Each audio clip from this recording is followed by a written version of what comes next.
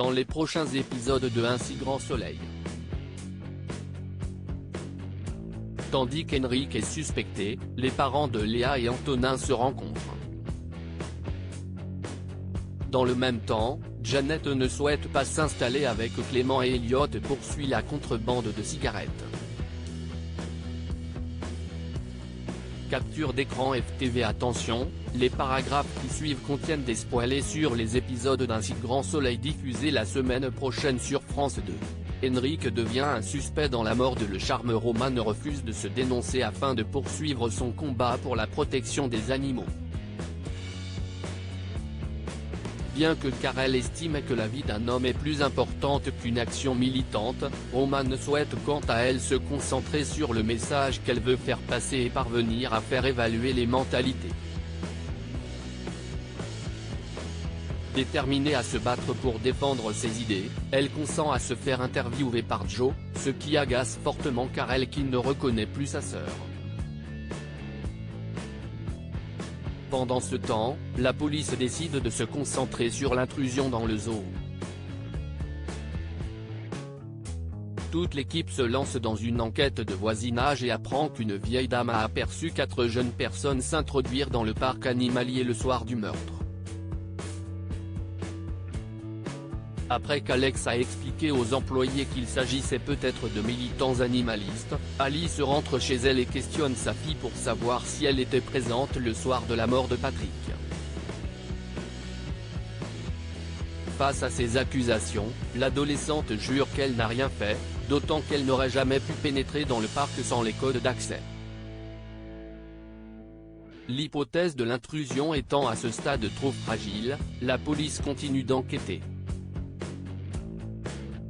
En recueillant le témoignage d'un vendeur de pizza qui a surpris une violente dispute entre Bayou et Le Charme à propos d'un dérapage sur une jeune femme, Alex fait rapidement le lien avec l'agression d'Inès. Lors de la confrontation, Inès identifie le complice de son agresseur et Bayou avoue finalement qu'il n'a pas aidé la jeune femme alors qu'elle était en danger. En sortant du commissariat, Inès se demande si son beau-père n'aurait pas recroisé Patrick pendant ses rondes. Comprenant où elle veut en venir, ce dernier assure qu'il n'a pas tué cet homme.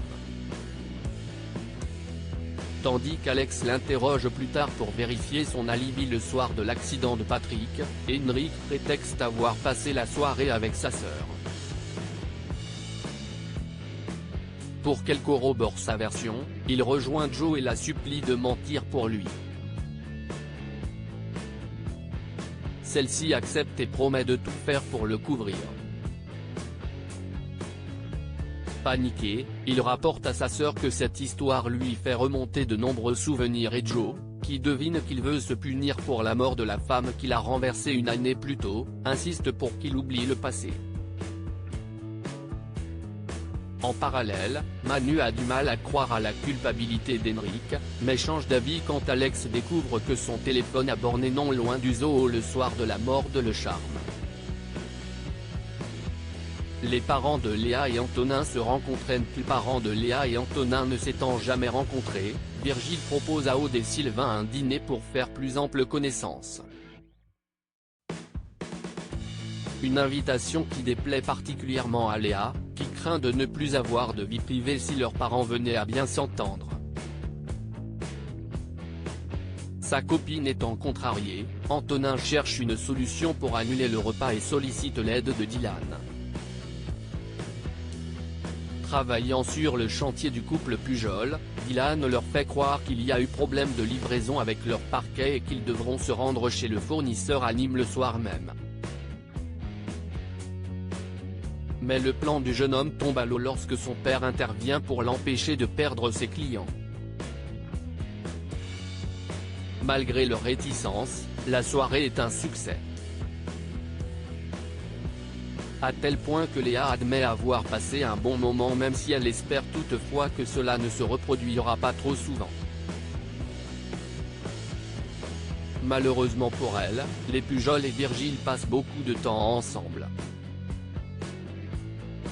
Aussi, quand Aude et Sylvain prospectent les traiteurs du coin pour l'ouverture de leur escape game le mois prochain, Virgile offre ses services et les invite à faire un testing au sauvage dans la soirée.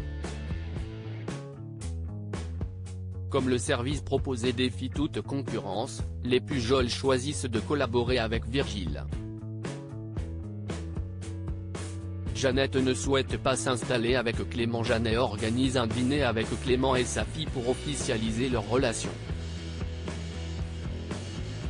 Lorsqu'Amy interroge le couple pour savoir s'ils ont l'intention d'emménager ensemble prochainement, Jeannette répond que chacun restera chez lui pour entretenir la magie.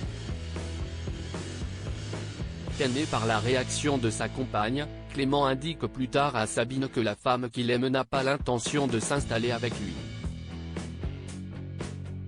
Sabine tente de le rassurer et pense que le fait de ne pas vouloir d'une vie commune ne signifie pas autant que Jeannette ne l'aime plus. Selon elle, il devrait patienter car elle pourrait changer d'avis. Par la suite, Jeannette se dit ouverte à la discussion et Clément rétorque que si cela devient sérieux entre eux, ils auront tout le temps de prendre une décision. Elliot poursuit la contrebande de cigarettes. Ne comprenant pas pourquoi Elliot a refusé la proposition de Kéra, Virgile contacte Eve. Tandis qu'elle raconte que Charles a prêté de l'argent à Elliot pour faire marcher son affaire, Virgile a du mal à croire qu'un étudiant puisse avoir autant de ressources. Bien qu'agacée par les sous-entendus de son ami, Eve se pose des questions et retrouve Charles pour connaître la vérité. Le jeune homme admet qu'il ne sait pas comment Elliot s'est procuré la somme nécessaire pour sauver son bar et Eve se rend alors au 101 pour avoir des explications. Il reconnaît qu'il s'est rendu en Andorre pour acheter 200 cartouches de cigarettes qu'il revend avec une petite marge. Même si elle essaie de le convaincre qu'il est en train de tout gâcher, Elliot de son côté veut sauver son bar coûte que coûte. Eve, qui s'inquiète à l'idée que son fils puisse retourner en prison, s'interroge sur les risques liés à la contrebande de cigarettes. Lorsque Kemo indique qu'on écope généralement d'une amende, Eve incite son fils à cacher sa marchandise chez elle plutôt qu'au bar. Plus tard, Elliot et ses revendeurs s'apprêtent à vendre leur stock dans un quartier de la ville mais sont pris à partie par une bande rivale qui les fait déguerpir. Pour que son business fonctionne, il exige de son fournisseur la garantie d'un territoire. Sans autre choix et afin d'éviter une guerre des gangs, Thierry décide de délimiter les points de vente.